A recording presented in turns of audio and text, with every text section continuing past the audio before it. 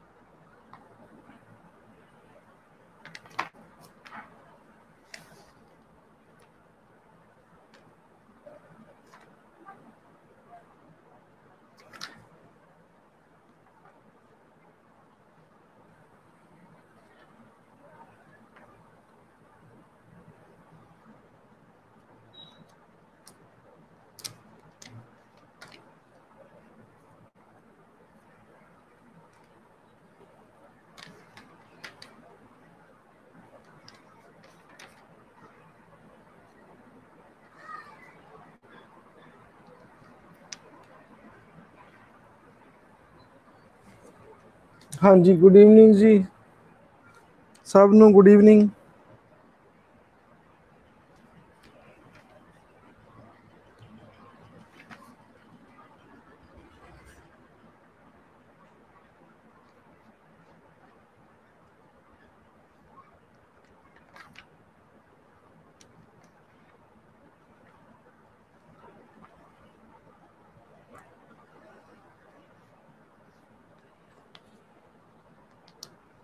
हाँ जी, नेक्स्ट हम कर रहे हैं पार्लियामेंट।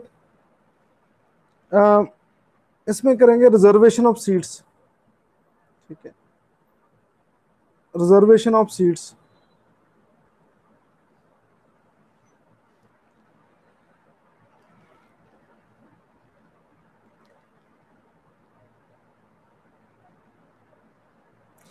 हाँ जी, जो रिजर्वेशन ऑफ सीट्स है वो एससी एंड एसटी को रिजर्व की गई है सीट्स।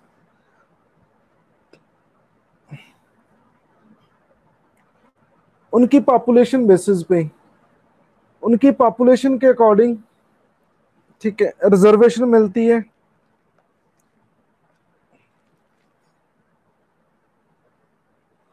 उनकी पॉपुलेशन के अकॉर्डिंग। तो 95th अमेंडमेंट 2009 में ये रिजर्वेशन 2020 तक जो चल रहा है, 2020। देखो, रिजर्वेशन हर 10 ईयर के लिए होती है। ठीक है, तो हर 10 साल बाद रिजर्वेशन को इंक्रीज करना पड़ता है।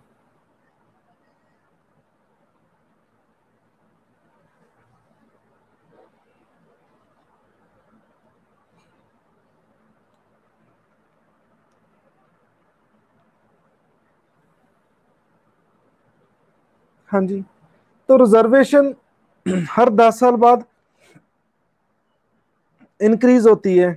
ठीक है, तो इसमें कोई खास नहीं है। एस सी एस टी को रिजर्वेशन दी गई है, मतलब 543 जो टोटल एमपी है, ठीक है, उनमें से एस सी एस टी के एमपी भी हैं। तो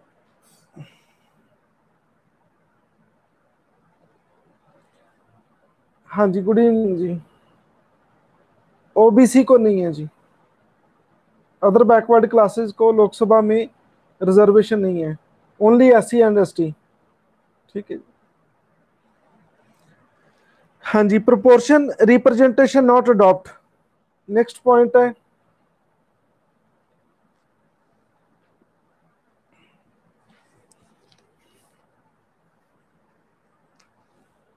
बस उनको एजुकेशन इंस्टीट्यूशन और जॉब्स में है, एमपी की सीट में नहीं है। ठीक है, proportional representation not adopt Constitution has adopted the system of proportional representation in the case of Rajya Sabha. It has not preferred the same system in the case of Lok Sabha. हाँ जी, जो proportional representation है वो राज्यसभा में adopt की गई है। Proportional representation जो single transferable vote का सिस्टम है, मैंने आपको पहले भी राष्ट्रपति में के टॉपिक में करा चुका हूं कि वहां ऑप्शन होती हैं, एक को वोट, दो को वोट, तीन को वोट। ठीक है, हाँ जी, रिकॉर्डिंग हो रही है।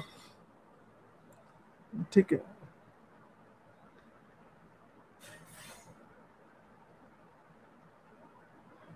तो ये लोकसभा में नहीं है ये सिस्टम।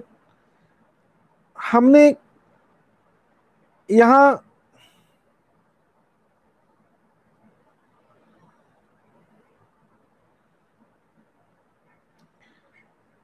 हाँ जी,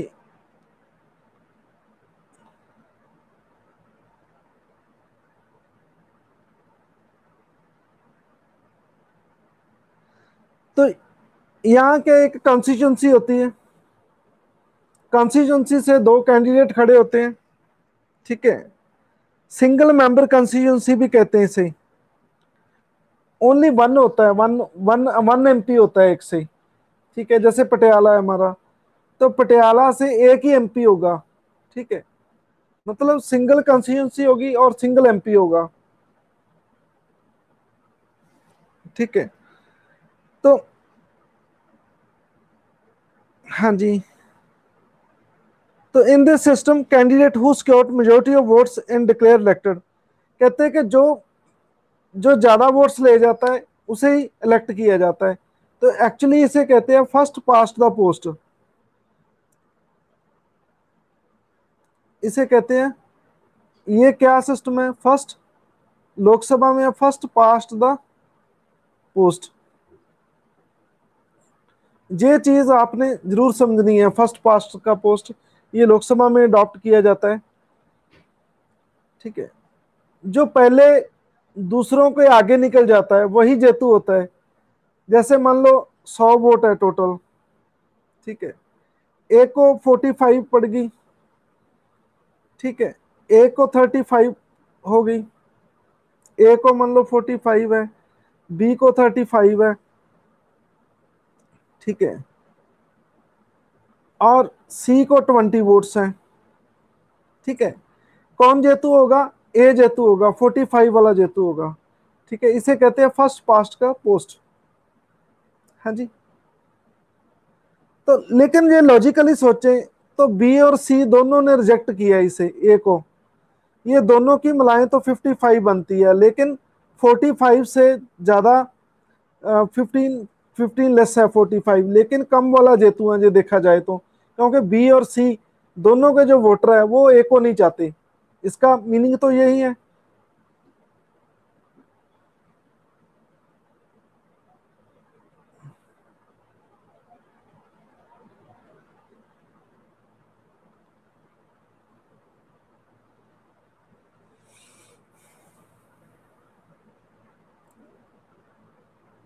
हाँ जी, क्लियर है ये। तो इसे कहते हैं first past the post system. ये है फर्स्ट पास्ट द पोस्ट।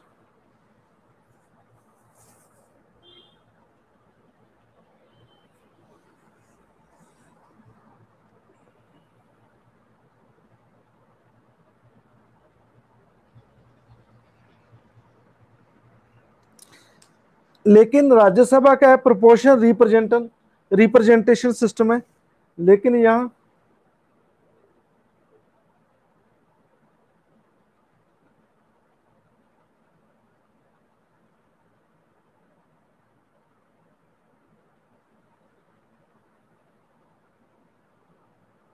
हाँ जी, क्या दिक्कत आ रही है भाई? ये जो मैं लिख रहा हूँ ये स्लाइड ही शो हो रही।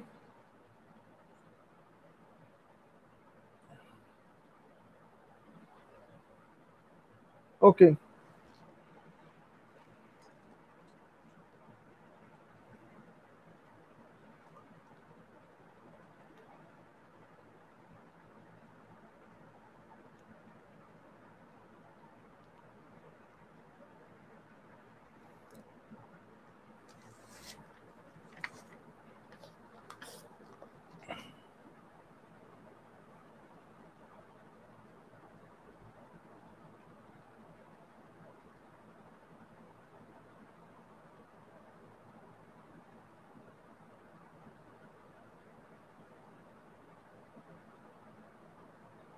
हाँ जी, कहते हैं कि हमने प्रोपोर्शन रिप्रेजेंटेशन क्यों नहीं अडॉप्ट किया, ठीक है, लोकसभा में।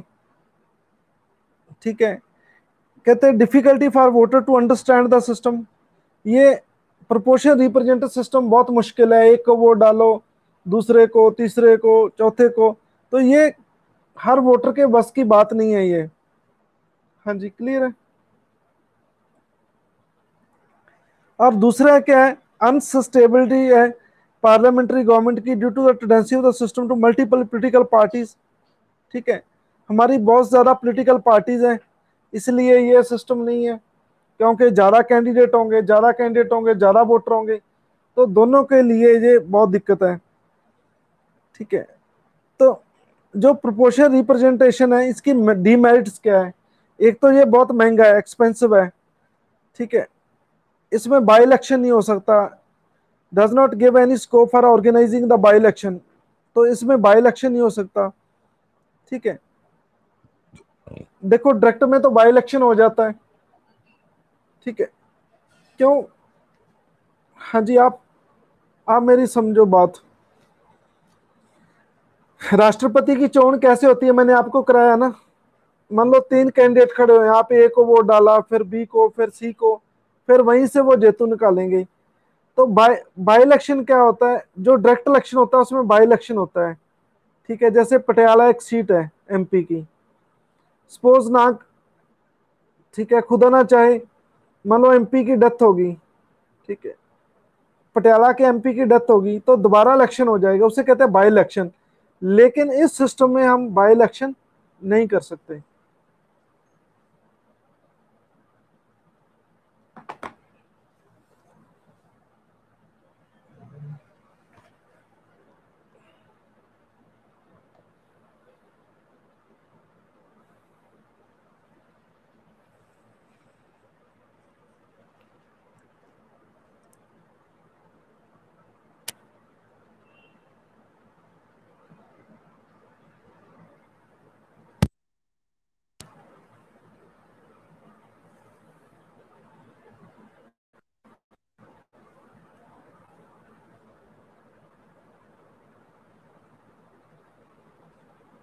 देखो, यहाँ डायरेक्ट इलेक्शन होता है, वहां बाई इलेक्शन हो जाता है, इलेक्शन के बाद भी आप एक इलेक्शन और कंडक्ट कर सकते हैं जो कोई सीट वेकेंट हो जाए।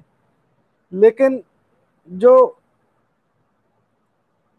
जो जो प्रोपोर्शनल रिप्रेजेंटेशन है, इसमें एक ही बार इलेक्शन हो सकता है, बार बार इलेक्शन नहीं हो सकता, क्योंकि सारे बंदे वोट डालते हैं ना। मैं आपको एग्जांपल देता हूँ, फिर समझाएगा। हम राज्यसभा की जो वोट्स है, वो प्रोपोर्शनल रिप्रेजेंटेशन सिस्टम है, मैंने आपको कराया, उसमें काफी वोट डालनी होती है आपने, एक चॉइस, दो चॉइस, तीन चॉइस। ठीक है, लेकिन लोकसभा का डायरेक्ट इलेक्शन है, 13 सीट है पंजाब में, ये 7 सीट है राज्यसभा में, तो इसमें सारे 113 एमएलए वोट डालते हैं राज्यसभा के इलेक्शन में। ठीक है, सॉरी, 117। ठीक है, 117 एमएलए वोट डालते हैं। वो एक बार ये ऐसे करके चुन लेंगे 7 बंदों को, ये पहले को वोट, दूसरे को वोट, तीसरे को वोट। ठीक है, लोकसभा की डायरेक्ट वोट डालेंगे 13 सीटों के लिए, पटियाला भी उनमें से एक एक है। ठीक है, मान लो पटियाला के एमपी की डेथ हो जाती है, तो दोबारा फिर इलेक्शन हो जाएगा, उसे कहते हैं बाई इलेक्शन।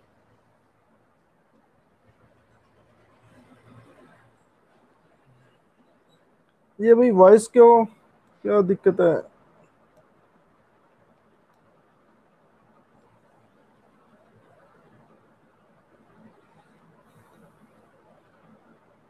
हाँ जी, तो लोकसभा में 30 इलेक्शन है, मान लो पटियाला के एमपी की डेथ हो जाती है, तो दोबारा इलेक्शन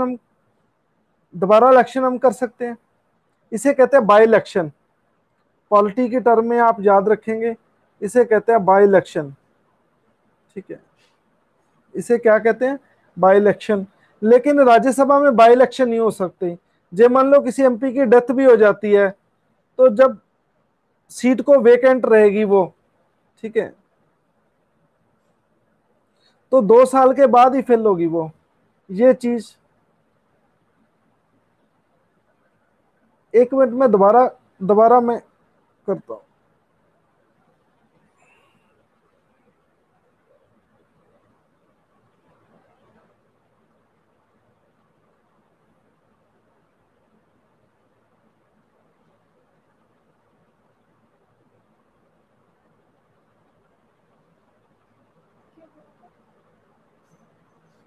कहते स्लाइड नहीं शो हो रही।